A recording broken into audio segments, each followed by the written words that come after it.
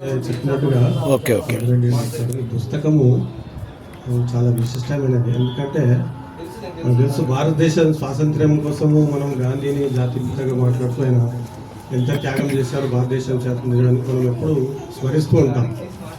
కానీ స్వాతంత్రం వచ్చిన దాన్ని నిలుపుకోవడానికి అంతకంటే ఎక్కువ ప్రయత్నం చేసి అంతకంటే ఎంతో యుద్ధం చేసిన వ్యక్తి జయప్రకాష్ నారాయణ గారు. ఆయన మన రెండవ స్వాతంత్ర సమరయోధుడు అని మనం చెప్పుకోవచ్చు. స్వాతంత్ర్యానికి అంత గొప్ప వ్యక్తి. అయితే ఎందుకు కొన్ని లిటిగేషన్స్ ఏమున్నాయంటే, లిటిగేషన్ అనే మాట ఎందుకు వాడుతున్నానంటే, కొంతమందికి ఐడియాలజికల్ బెండ్ బట్టి, అంటే వాళ్ళకున్న సిద్ధాంతపరమైనటువంటి విభేదాలను బట్టి అతను చేసిన కాంట్రిబ్యూషన్ని తక్కువ చేసే వాళ్ళు కూడా కొందరు ఉన్నారు.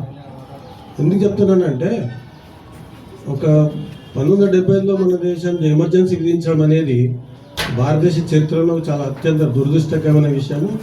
దాన్ని ఇప్పటికి కూడా సమర్థించే వాళ్ళు కొందరు ఉన్నారు, ఏదో రకమైన కారణాలు చెప్పి. అంటే దాన్ని కూడా మనం చూసినట్లయితే ఎమర్జెన్సీ విధించడానికి అసలు కారణం ఏంది? ఆమె అది ఒక ప్రధాని యొక్క పదవి అప్రజాస్వామికంగా ఎన్నికబడ్డదని ఒక హైకోర్టు తీర్పిస్తే దాన్ని తప్పిపించుకోవడానికి ఆమె ఒక ఎత్తు వేసి ఈ సోషలిజము లేకపోతే ప్రజాస్వామ్యము ఇటువంటి పెద్ద పెద్ద మాటలు మాట. ఇప్పుడు మనం ఈ పుస్తకం గురించి చెప్పడం కూడా అదే. ఇప్పుడు పుస్తకంలో సోషలిజము లేకపోతే కమ్యూనిజము ఇంకేదని చెప్పినప్పుడు ఆ పదాలకున్న విలువ, ఆ పదాలను ఉచ్చరించడం వల్ల రాదండి. దాని వెనుక ఉద్దేశం ఏముంది, దాని ప్రధాన ఉద్దేశం ఏముంది అనేది తెలుసుకోవాలి ముఖ్యం. కాబట్టి ఆమె కూడా మనకు తెలుసు, ఎమర్జెన్సీ విధించినప్పుడు ప్రధానం చేసి రాజ్యాంగాన్ని మార్చేసి అందులో కొత్త పదాలను చేర్చారు, ప్రియాంబులను. అంటే ఏం చేశారు? సోషలిజము అలాగే సెక్యులరిజం మేము చేసాం, దానికోసమని ఎమర్జెన్సీ విధించామని చెప్పారు. దానికోసం విధించే అవసరం లేదు. అంటే మనుషుల ఉద్దేశాలు వేరుంటాయి, చెప్పే అది ఉంటుంది, చేసే విధానం వేరుంటారు. కాబట్టి ఆచరణలో ఏమున్నది అనే దాన్ని బట్టి తీసుకోవాలి. అందుకోసమని జయప్రకాష్ నారాయణ చేసిన, దేశానికి చేసిన గొప్ప మేలు. బ్రిటిష్ వాళ్ళని తరమడం కంటే కూడా మన దేశంలో ఉన్న మన ద్రోహులను మనం తరమడం చాలా గొప్ప విషయం.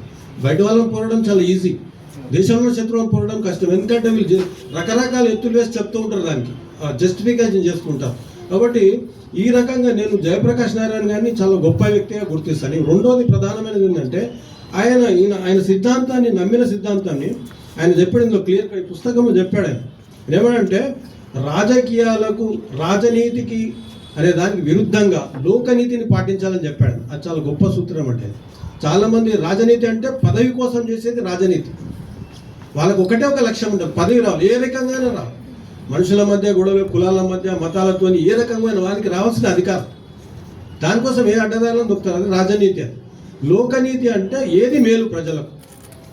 ఇందులో రెండు రకాలు మనం చూసుకోవాలి. లోకనీతి అంటే ఏది మేలు అనే దానికి ఏది పునాది అంటే వాస్తవంగా జనాలకు ఏది ఉపయోగపడుతుందో అదే మేలు. కానీ ముందే ఒక సిద్ధాంతం నిర్ణయించుకొని ఆ సిద్ధాంతమే కరెక్ట్, ఆ సిద్ధాంతం ప్రకారం సొసైటీని మలిచేసి దాన్ని మడతబెట్టి మేకులు కుదించి లేకపోతే దాని ప్రకారం కుదించేసి ఇనుప కచ్చడాలు బిగించి దీని ప్రకారం మేము సాధిస్తాము అంటే అది ఎక్కడ సక్సెస్ కాలేదండి, ప్రపంచంలో ఎక్కడ కాలేదు. దానికి ఉదాహరణ జయప్రకాష్ నారాయణ పుస్తకంలో ఇచ్చారు. కాబట్టి రెండు రకాలుగా ఈ పుస్తకాలకు చాలా ప్రాధాన్యత. మూడోది అతి ముఖ్యమైనది ఏంటంటే, మన దేశంలో నాయకులు కానీ పెద్ద పెద్ద రాజకీయ నాయకులు కానీ వాళ్ళు ఒక రాజకీయ నాయకులుగానే మాట్లాడారు. ఏ పుస్తకాలు రాసినా కానీ వాళ్ళ దేశంకు ఉన్న విజన్ ఏంది, వాళ్ళ దాని గురించి చెప్పారు. కానీ ఇందులో ప్రధానంగా ఒక తత్వవేత్తలాగా ఈ పుస్తకంలో రాశాడు. అది చాలా గొప్ప విషయం. రాజకీయ నాయకులు కేవలం దేశమైన ఉండాలి, సమాజం ఉండాలి చెప్పకుండా దీనికి సంబంధించి తాత్విక పునాదులు ఏమున్నది అని ఆ విషయం కూడా ఇందులో చర్చించారు. ఉదాహరణకు ఆయన నైతికతకు అలాగే రాజకీయాలకు ఏం సంబంధం ఉండాలి, అలాగే అసలు మతానికి రాజకీయాలకు సంబంధం ఉన్నదా, మతాల్లో నైతికతకి రాజకీయాలకు ఏమైనా సంబంధం ఉన్నదా, సైన్స్కు మతానికి రాజకీయాలకు ఏమైనా సంబంధం ఉన్నదా, ఇటువంటి ఒక నిగూఢమైన మూల ప్రశ్నలని ఆయన ఇందులో లేవనెత్తి వాటిని సమాధానం ఇవ్వడానికి ఆయన చాలా ప్రయత్నించడం చాలా గొప్ప విషయం. అలాగే ఆయన ఏ పరిణామ క్రమంలో ఏ దశల్లో ఏ రకంగా ఆయన భావజాల మార్పు వచ్చిందో ఆయన చెప్పాడు. అది ఎందుకు చెప్పాడనంటే, ఆయనలో ఉన్న సైద్ధాంతికమైనటువంటి భావాలలో వచ్చిన మార్పులు ఎందుకు చెప్పాడంటే, ఆయన ఇంటెలెక్చువల్ హానెస్టీ అండి. అది మన రాజకీయ నాయకుల్లో ఎవరిలో ఇది మనం చూడం. వాళ్ళు ఏం చేస్తారు, ఇప్పుడున్న రాజకీయ నాయకులు ఏంటంటే, వాళ్ళకు ఒక సిద్ధాంతం నచ్చింది, అందులో చేరుతారు, అందులో వాళ్ళు ఒక పదవిలోకి వెళ్తారు, ఒక నాయకుడు ఎదుగుతారు, వాళ్ళ కింద వంది మాగులాగా ఎంతో మంది జమ అవుతారు, శిష్యుగానాలు జన అవుతారు, అతను ఏం చెప్తున్నా చేరైపోతారు. ఆ తర్వాత అతనికి తప్పు, పరమ తప్పు, శుద్ధ తప్పు, ఇది అరే ఎందుకు వచ్చామో ఇది మనం జనాలకి ఇది పని తెలుస్తుంది. తెలిసినా కానీ అతను వెనక్కి వెళ్ళలేడు. ఎందుకు వెళ్ళలేడు అంటే అరే నా జనాలంతా ఇంతవరకు ఈ సిద్ధాంతం కరెక్ట్ అని చెప్పినా ఇప్పుడు కాదని చెప్తున్నావు అని వాళ్ళు దూరం వెళ్ళిపోతాం. ఏమనుకుంటారు, పైగా ఇప్పుడున్న పదవులు కానీ లేకపోతే ఇప్పుడున్నటువంటి బిరుదులు కానీ అన్నీ వెళ్ళిపోతాయేమో ఈ భ్రమలో ఉంటారు వాళ్ళు. కానీ ఒక నిజమైన నాయకునిగా, ఒక సిద్ధాంతవేత్తగా, ఒక ప్రజానాయకునిగా ఆయన ఏం చేశాడంటే తాను ఏ రకంగా మారాడో చాలా స్పష్టంగా ఎవరు ఏమనుకున్నానికి సంబంధం లేదనేది ఆయన చెప్పుకొచ్చాడు అనమాట. మీరు నాతో ఉంటారా ఉండరనే నాకు సంబంధం లేదు, నేను అనుకున్న సత్యాన్వేషణలో ఒక్కొక్క దశలో ఇది సత్యమని నేను అనుకుంటున్నాను, ఎందుకు అనుకుంటున్నాను కారణం లేదని విశదీకరించాను. కాబట్టి నా అనుచరులను ఎవరు ఉండరు, నేను ఈ రకంగా మారాను, మీకు నచ్చితే మారండి లేకపోతే మారనవసరం లేదు, ఇది చెప్పే నాయకులు ఎవ్వరు ఉండరండి. అందుకోసమని లోక్నాయక్ అనే పేరు ఆయనకు చాలా సార్థక నాయకమైనది. కాబట్టి ఇది ఇంకో ప్రధానమైన విషయమైనది. ఇంకో పుస్తకంలో మనం చూసినట్లయితే ఆయన మొట్టమొదట మార్క్సిజం నుంచి ప్రభావితుడు ఆయనండి. అమెరికాలో చదువుకున్నాడు ఆయన 1920s చదువుకొని అమెరికా నుంచి చదివి అక్కడ సోషల్ మార్క్సిజం నుంచి ప్రభావితం. ఆ కాలంలో దాదాపుగా అందరూ, ఈ కాలంలో యువకులందరూ కూడా మార్క్సిజం వైపు ప్రభావితమైన వాళ్ళు ఎవరు లేరనేది అతిశయోక్తి కాదు. ప్రతి ఒక్కరు ప్రభావితం. ఎందుకంటే సమానత్వము, సౌభ్రతత్వము ఇవన్నీ కూడా అందరికీ నచ్చుతాయి. కానీ ఏది కరెక్ట్గా ఆలోచించే టైంలో అతను అక్కడ మార్క్సిజం నుంచి ప్రభావితం అయ్యి మన స్వాతంత్ర సమరంలో పాల్గొందామని భారతదేశం వచ్చిన తర్వాత ఇక్కడ పరిస్థితులు చూసిన తర్వాత తనకు ఆశ్చర్యం అనిపించింది. ఆయన ఇందులో రాశాడు పుస్తకంలో, 1930లో నేను ఇక్కడికి వచ్చిన తర్వాత చూస్తే గాంధీ గారు ఉప్పు సత్యాగ్రహం నడిచినప్పుడు కమ్యూనిస్టులు వీళ్ళంతా కూడా సోషలిస్టులు ఉన్నప్పుడు ఆయన కమ్యూనిస్టులు ఎవరు కూడా ఈ ఉప్పు సత్యాగ్రహంలో పాల్గొనలేరు. పాల్గొనకపోగా గాంధీ బ్రిటిషు బూర్జువా ప్రతినిధి, ఇతను బ్రిటిష్ వాళ్ళతోని కుమ్ముకాయ ఆ టైప్గా అతను వాళ్ళు తీసుకొని ఈ స్వాతంత్ర పోరాటం కంటే కూడా కమ్యూనిజం భావజాలాన్నే వ్యాప్తి చేయడానికి వాళ్ళు ఇంపార్టెన్స్ ఇచ్చారు. అలాగే ఇంకో విషయం కూడా చెప్పారు జయప్రకాష్ నారాయణ గారు. ఏమన్నారంటే ఇక్కడున్న కమ్యూనిస్టులకు జాతీయత కానీ లేకపోతే దేశభక్తి అనేది ఇంపార్టెన్స్ కాదు, వాళ్ళ అంతర్జాతీయవాదానికే ఎక్కువ ఇంపార్టెన్స్ ఇచ్చేవాళ్ళు. కొమింటర్ అప్పుడు ఉండేది కమ్యూనిస్ట్ ఇంటర్నేషనల్, అందులో వాళ్ళు నిర్ణయం తీసుకున్న ప్రకారం ఇక్కడ వాళ్ళు తీసుకునే వాళ్ళు, ఇక్కడ సొంతంగా ఇక్కడ దేశం అన్న దేశభక్తి అన్నా కానీ దీని సెకండరీ వాళ్ళ మెయిన్ కార్మిక అంతర్జాతీయ దానికి వాళ్ళు ఉండేవాళ్ళని ఆయన అబ్జర్వ్ చేశాం. అది ఆయనకు నచ్చలేదు. అది దానివల్ల నచ్చక ఆయన చూసాడు క్రమంగా ఆయనకు మార్క్సిస్ట్ తాత్విక సిద్ధాంతం మీద అభిమానం ఉన్నా కానీ వీళ్ళు తీసుకున్న రాజకీయ నిర్ణయాలకు వ్యతిరేకంగా ఆయన ఏం చేశాడంటే సోషలిస్ట్ పార్టీ, ఇందులోనే కాంగ్రెస్ పార్టీలో సోషలిస్ట్ పార్టీ దాన్ని ఒక వింగ్ లాంటిది ఏర్పాటు చేసుకొని సోషలిస్ట్ పార్టీ ద్వారా అతను చేశాడన్నమాట. ఆ క్రమంలో అతను కమ్యూనిజంని, మార్క్సిజంని, సోషలిజంని అన్నింటిని కూడా చాలా డీప్ స్టడీ చేశాడు. ఆయన చాలా క్షుణ్ణంగా స్టడీ చేసి ఆయన చూసుకున్నాడు ఎందుకు ఈ రకంగా వీళ్ళు తప్పునట్టు చేస్తుంటే వీళ్ళ సిద్ధాంతంలో తప్పులు ఏంటి అని ఆయనకు ఒకటి వీళ్ళు ఆచరణ చేస్తున్న అన్ని కూడా ఈ పుస్తకంలో వివరించాడు. ప్రధానంగా ఇప్పుడు సంపత్ రెడ్డి గారు కూడా చెప్పారు, అసలు జర్మనీ ఫ్యాసిజము ప్రపంచవ్యాప్తంగా రెండో ప్రపంచ యుద్ధం జరిగి మానవ కాలంలో జరిగి లక్షలాది మంది కోట్లాది మంది జనాలు చనిపోవడానికి కారణమైన హిట్లర్ రావడానికి ప్రధానమైన కారణం ఎవరంటే కమ్యూనిస్టులే. ఎందుకంటే అక్కడ జర్మన్ అక్కడ కూడా హిట్లర్ కూడా అక్కడ నేషనల్ సోషలిజం అని పేరు పెట్టుకొని అతను అక్కడ ఫ్యాసిస్టులు కానీ వాళ్ళు నేషనలిజం పేరుతోని వాళ్ళ అధికారం రావడం చూసినప్పుడు సోషల్ డెమోక్రాట్లు, జర్మన్లో ఉన్న సోషల్ డెమోక్రాట్లు అతను వ్యతిరేకించారు. కానీ అక్కడ ఉన్న కమ్యూనిస్టులు, మిగతా ఇంటర్నేషనల్ కమ్యూనిస్టులు అంతా కూడా ఈ సోషల్ డెమోక్రసీ కంటే కూడా హిట్లర్ కంటే కూడా అత్యంత ప్రమాదకారి సోషల్ డెమోక్రాట్లు. కాబట్టి మనం మొట్టమొదట వ్యతిరేకించవలసింది సోషలిస్టులని, వీళ్ళు పెట్టి బూర్జువాలు, అంతర్జాతీయ కమ్యూనిస్టు ద్రోహులు, ఇలా వాళ్ళకున్న పడికట్టు పదజాలతో ఎన్ని రకాలు తిట్టో అట్లా తిట్టారు అనమాట. అదే ఇతను ఆశ్చర్యపడు అనమాట. ఆ విశ్లేషణ కూడా మనకి ఇందులో కనిపిస్తుంది. అలాగే ఈ రకంగా మన దేశంలో జరిగిన చాలా విషయాల్లో కూడా వీళ్ళు రకరకాలుగా అంటే వాళ్ళ అంతర్జాతీయ కమ్యూనిస్టు ఉద్యమాలకు భావజాలానికి అనుగుణంగా ఎప్పుడెప్పుడు మారారో మనం కూడా చూసాం. 1942లో కూడా వాళ్ళు క్విట్ ఇండియా ఉద్యమాన్ని కూడా వ్యతిరేకించారు. ఎందుకు వ్యతిరేకించారంటే ఇదే సోవియట్ యూనియన్ మిత్ర దేశాలన్నీ కూడా వాళ్ళు ఫ్యాసిజం వ్యతిరేకంగా చేస్తున్నాయి, దాన్ని చేయాలి, ఈ టైంలో మనము దీనికోసము స్వాతంత్రం కోసం పోరాటం అనేది ఒక తీర్పు చేశారు. సరే, ఇవన్నీ మనకు తెలిసి తర్వాత స్వాతంత్రం వచ్చిన తర్వాత కూడా కమ్యూనిస్టులు ఏ రకంగా ఉన్నారు, ఏ రకంగా చేశారని ఆయన అనుభవాలను ఇందులో పంచుకున్నారు. ఈయన ఏం చేశారంటే తర్వాత కమ్యూనిస్టులతో కలిసి దక్షిణాదిలో కానీ అక్కడ కానీ వీళ్ళతో ఒక ఐక్య వేదికను ఏర్పాటు చేసి ఒక సోషలిస్టు సమాజాన్ని ఏర్పాటు చేసినప్పుడు ఇక్కడున్న కమ్యూనిస్టులు, ముఖ్యంగా సౌత్లో ఉన్న కమ్యూనిస్టులు, వీళ్ళ సోషలిస్టులు ఉన్నటువంటి అన్ని రకాల కార్యాలయాలను వీళ్ళు కబ్జా పెట్టుకొని తర్వాత కొన్ని రకాల కుట్రలు అటువంటివి చేసినట్టు, అంటే కుట్రలు అంటే వీళ్ళ భావజాలను వ్యాప్తి చేసుకొని సోషలిస్టులని తక్కువ చేసినట్టు కూడా ఆయన రాశాడు అనుభవం. అంటే ఇవన్నీ ఎందుకు చెప్పుకొచ్చాడంటే ఆయన మార్క్సిజంలో ఉన్నటువంటి ఏ రకమైన భావాలు, ఏ రకమైన సైద్ధాంతపరంగా కూడా అందులో ఉన్న లోపాలు ఏమేమి ఉన్నాయి అంటే కార్మిక వర్గ నియంతృత్వం అని కానీ లేకపోతే రకరకాల వాటిని చాలా కూలంకషంగా సిద్ధాంతపరంగా ఆయన దీని లోపల వివరణ ఇచ్చాడు ఎందుకు అది కాదనేది. తర్వాత సోషలిజం ఎందుకు మంచిదని దానికి చెప్పిన తర్వాత ఇదివరకే సంపత్ రెడ్డి గారు చెప్పారు, సోషలిజంలో కూడా సమానత్వము సౌభాతృత్వం ఇవన్నీ ఉన్నాయి, కానీ అంతకు మించి దీనిలో సోషలిజంలో ఇందులో లేనివి నైతికత అనేది ఇందులో లేదు అనేది ఒక పాయింట్ని ఆయన తీసుకొచ్చాడు అనమాట. ఈ రాజకీయాల్లో, సోషలిస్ట్ రాజకీయాల్లో కానీ మార్క్సిస్ట్ రాజకీయాల్లో కానీ నైతికత అనే దానికి విలువ లేదు. ఇవి అంటే ఒక రకంగా నీతి అనే దానికి ఇంపార్టెన్స్ ఇవ్వవు. కానీ అదే సర్వోదయలో కానీ మిగతా వాటిలో చూస్తే వీళ్ళు నైతికతకు విలువ ఇచ్చారు అని చెప్తూ దానికి సైద్ధాంతిక పునాదిని ఆయన సైన్స్ ద్వారా అందులో కోట్ చేస్తాడనమాట. అంటే క్వాంటమ్ మెకానిక్స్ని ఆయన కోట్ చేశాడు దీని లోపల. మనం చెక్గా చెప్పాను, సింపుల్ ఒక మాట ఏంటంటే అందులో అబ్జర్వ్ చేసేవాడు, అబ్జర్వ్ చేయబడేది, అంటే మనం చూసేదాన్ని బట్టి విశ్వం ఉంటున్నది కాబట్టి మనం చూసేది చూడబడేది రెండు కూడా ఒకటే అనే దృష్టి మనకు ఉన్నట్లయితే విశ్వం అంతా ఒకటే అనేది తెలుస్తుంది. కాబట్టి దీని ద్వారా అంతా ఒకటే అన్నప్పుడు అందరూ ఒకటే అనే భావన వస్తుంది. ఈ నైతికత పునాది కావాలి, ఏకత్వం అని ఆయన దానికి ఒక ఇంటర్ప్రిటేషన్ ఇచ్చాడు క్వాంటమ్ మెకానిక్స్. నిజంగా అది క్వాంటమ్ మెకానిక్స్ సంబంధించినదా కాదా అనేది మనము అదొక పెద్ద చర్చ. కానీ ఆయన ఎందుకు చెప్తున్నానంటే ఒక రాజకీయ నాయకుడు నుండి ఆయన తాత్వికంగా, సైంటిఫిక్గా, ప్రాక్టికల్గా అంటే రాజకీయంగా అన్ని రకాల సిద్ధాంతాలని సమన్వయం చేయడానికి ఆయన కృషి చేశాడు. ఇప్పుడు క్వాంటమ్ మెకానిక్స్ చాలా పెద్ద సబ్జెక్ట్, అది దాని నుంచి మాట్లాడదలుచుకోలేదు.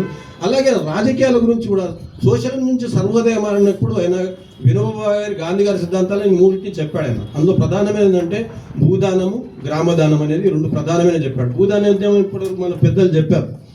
భూదాన ఉద్యమం అంటే దానం చేయడం అంటే ఆయన వాళ్ళు ఏం చెప్పారంటే ప్రధానంగా మనిషికి కోరికలు తగ్గించుకోవాలి.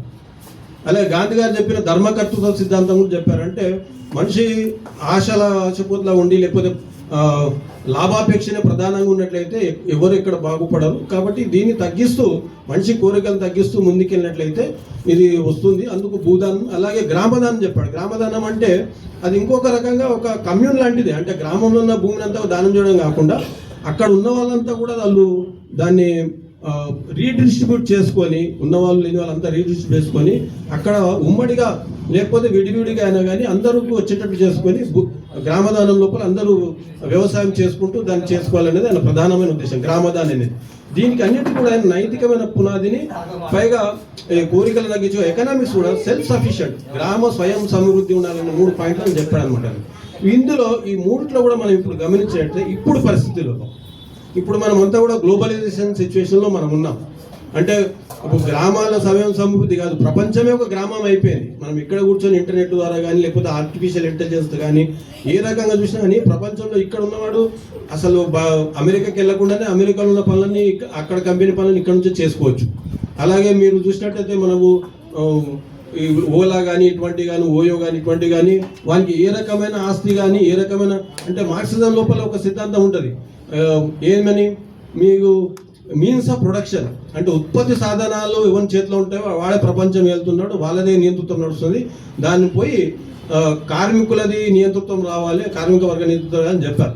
కానీ ఇప్పుడున్న పరిస్థితుల్లో అసలు ఉత్పత్తి సాధనాలే లేకుండా ఓన్లీ నాలెడ్జ్ సొసైటీ వచ్చేసింది. ఇప్పుడు ఉత్పత్తి సాధనాలు లేవు. ఈ ఓయో దాని లోపల వాడు ఒక్క హోటల్ కూడా వాని చేతిలో ఉండదు. ఓన్లీ పేరు కూడా వాడు పేరు ఓయో పేరు ఒక బ్రాండ్ని వాడుకొని ఎవరిని వాని దగ్గరే ఉంటుంది. వీడు కమిషన్ తీసుకుంటాడు, వీడు లక్షల కోట్లు సంపాదిస్తూ ఉంటాడు. అలాగే మీరు చాలా రకాలుగా మీరు చూస్తుంటే మీరు సర్వీస్ సెక్టర్ లోపల ఇటువంటి చాలా వచ్చినాయి. ఇది ఒక్కటే ఉదాహరణ కాదు, మీరు అనేక రంగాలు ఉన్నాయి. మీకు ఇంకా చెప్తే చాలా ఉంటుంది. సింపుల్గా చెప్తున్నానంటే ఇప్పుడు విశ్వమే ఒక గ్రామం అయిపోయింది. ఆర్టిఫిషియల్ ఇంటెలిజెన్స్ వచ్చిన తర్వాత, టెక్నాలజీ పెరిగిన తర్వాత మీరు సెల్ఫ్ సఫిషియన్సీ గ్రామాలు అనేది ఇది ఒక పెద్ద సబ్జెక్ట్. కాబట్టి దీని మీద గాంధీ మీద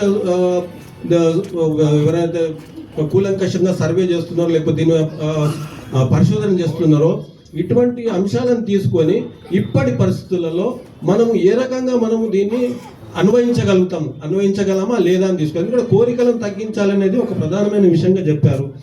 ఈ కాలంలో ఇప్పుడు కన్స్యూమరిజం గ్లోబలైజేషన్ లోపల అసలు కోరికల సమస్య తగ్గేది కాబట్టి పెరుగుతూ ఉన్నది. మనం సెల్ ఫోన్లు కానీ ఇవన్నీ చూసినప్పుడు కానీ అసలు మామూలు బిచ్చగాళ్ళ దగ్గర నుంచి అందరి దగ్గర సెల్ ఫోన్ ఉంటుంది వాడు అన్నిట్లో అన్ని చూసుకుంటుంటాడు, ప్రతి ఒక్కటి అవైలబుల్ ఉంటుంది వానికి. కాబట్టి కోరికలు తగ్గించాలనే నైతిక సూత్రాలతోని ఎకనామిక్స్ని మనము నిర్దేశించగలమా, దీని లోపల మనము చూసుకోవాల్సిన ప్రధానమైనవి చూసుకోవాలి మనము. అలాగే ఒక ఇప్పుడు గ్రామదాన్ అనేది ఒకటి చెప్పారు. అంటే అక్కడ ఉన్న భూములన్నింటినీ కూడా ఇప్పుడు భూదాన్ అంటే ఎవరైనా ఆత్మ పరివర్తన చెందో లేకపోతే సమాజానికి మేలు చేయాలని కొందరు ఇవ్వచ్చు. కానీ గ్రామదాన్ అనేది ఇంకా క్లిష్టమైనది. అది గ్రామదాన్ అంటే ఊర్లో ఉన్న అందరూ కూడా వాళ్ళు భూమిని అంతా కూడా పూల్ చేసుకొని అక్కడ లేని వాళ్ళకి ఇవ్వడము, గ్రామం యూనిట్గా తీసుకొని అందరు పంచుకోవాలి భూమిని అంతా కూడా. అది ఈ కాలంలో సాధ్యమా? అది ఇప్పుడు కోట్ల లోపల ఉన్నది ఒక్కొక్క ఎకరం భూమి కానీ, లేదా దానికోసం పెద్ద పెద్ద యుద్ధాలే జరుగుతున్నాయి. ఇది ఎంతవరకు ప్రాక్టికల్? ఇప్పుడున్న కాలంలో గాంధీ సిద్ధాంతాలను కానీ లేకపోతే సర్వోదయ సిద్ధాంతాలను కానీ ఏ రకంగా చేసుకోవడానికి మనకు అవకాశాలు ఉన్నాయి, లేవని కాదు. ఏ రకంగా చేసుకోవాలి అనేది కూడా మనం పరిశోధించాలి. చిన్న ఉదాహరణ చూసుకోవచ్చు. ఇప్పుడు నేను మొన్న వచ్చాను ఇక్కడికి, ఈ బిల్డింగ్స్ మన సంపత్ రెడ్డి గారి ఇంటికి. ఇక్కడ చూసినట్టయితే ఇక్కడ ఉన్న ఎలక్ట్రిసిటీ కానీ లేకపోతే వాటర్ కానీ సెల్ఫ్ సఫిషియెంట్ ఇక్కడ. దాని రీజన్ ఏంటంటే సోలార్ పెట్టాడు ఆయన, సోలార్ ప్లాంట్లు పెట్టాడు. ఎవరి మీద ఆధారపడే అవసరం లేదు. వర్షపు నీటిని కింద సేల్ చేసుకొని దాన్నే సంవత్సరం పడ్డ వర్షపు నీటిని ఈ మొత్తం కాంప్లెక్స్ అంతా కూడా వాడేటట్టు యూజ్ చేసుకున్నాడు. అట్లాగే గ్రామము సెల్ఫ్ సఫిషియెంట్ కావడానికి ఆధునిక టెక్నాలజీ ద్వారా ఏ రకంగా మనం చేసుకోవచ్చు అంటే ఆధునిక టెక్నాలజీ దీనికి వైరుధ్యం లేదని చెప్పడానికి చెప్తున్నాను. అటువంటి మనం అన్వేషించినట్లయితే ఇంకా ఫ్యూచర్లో మన ఎకనామిక్స్ని కేవలం ఒక మూస పద్ధతిలో ఒక చెప్పారని కాకుండా, ఎందుకంటే ప్రపంచ ఆర్థిక వ్యవస్థ ఇంతకుముందు 100 సంవత్సరాలకో 50 సంవత్సరాలకో మారేది. మార్స్ కాలంలో అతను పెట్టుబడిదారు అని చెప్పిన దానికి ఇప్పుడు దానికి అసలు సంబంధమే లేదు. ఆ తర్వాత లెనిన్ వచ్చిన దానికి ఇంకా మారింది అనుకోండి. ఇంకా తర్వాత వాళ్ళు లెనిన్ వచ్చిన తర్వాత సామ్రాజ్యవాద దశ అని చెప్పాడు, ఇంకో చెప్పాడు. ఇప్పుడు దానికి ఇప్పుడు అసలు సంబంధం లేదు. దీన్ని అసలు బేసిక్ ఏమున్నది, మనం ఎకనామిక్స్ ఏ రకంగా మారుతున్నది అనే దీన్ని మనం అర్థం చేసుకొని దీనికి అనుగుణంగా మన అందరికి సర్వోదయ అంటే అందరికి ఉపయోగపడంగా ఏ రకంగా మనం ఎకనామిక్స్ చేసుకోవాలనే పద్ధతిలో గాంధీవాదులు కానీ మిగతా వాళ్ళు కానీ దీని మీద సెమినార్స్ పెట్టి ఫ్యూచర్లో దీనికి సంబంధించిన మనం చేసినట్లయితే, అంటే కేవలము గాంధీ గారు, వినోబా గారు, జయప్రకాష్ నారాయణ, మార్క్స్ ఎన్నో చెప్పింది దాన్ని రిపిటేషన్ చేయడం వల్ల ఇప్పటి కాలానికి ఉపయోగపడదండి. దాన్ని ఈ కాలానికి ఎలా వర్తింపజేస్తే అది ఉపయోగపడతా లేదా దాన్ని తరికించి ఉపయోగపడితే వాడుకోవాలి, అది ఉపయోగంలో పనికిరాదంటే తీసేయాలండి. అసలు నిర్మూలపడటానికి తీసేయాలి, ఏం సంబంధం లేకుండా. కాబట్టి దీనిపైన ఇంకా ముందు మంచి చర్చ జరిగి సదస్సులు ఏర్పాటు చేసి, ఎందుకంటే వాళ్ళ కాన్సెప్ట్ చాలా ముఖ్యం. ఎందుకంటే లోకనీతి రాజనీతికి డిఫరెన్స్ అంత క్లియర్గా చెప్పిన ఆయన గెలిచిన తర్వాత ఆయన ఏ పదవి ఆశించకుండా వెళ్ళిపోయాడండి. అటువంటి నాయకులు మనకు అసలు అరుదుగా ఉంటారు. జయప్రకాష్ నారాయణ పనిచేశారు కాబట్టి ఆయన స్ఫూర్తిని తీసుకొని లోక నాయకుల మాట నిలబెడుతూ మనము ఈ సర్వోదయ మూమెంట్లో ఈ కాలానికి ఎలా ఉపయోగిస్తుందో దానికి అందరూ ఉపయోగపడాలని కోరుతూ ధన్యవాదాలు. నాగరాజ్ గారు చాలా ధన్యవాదాలు.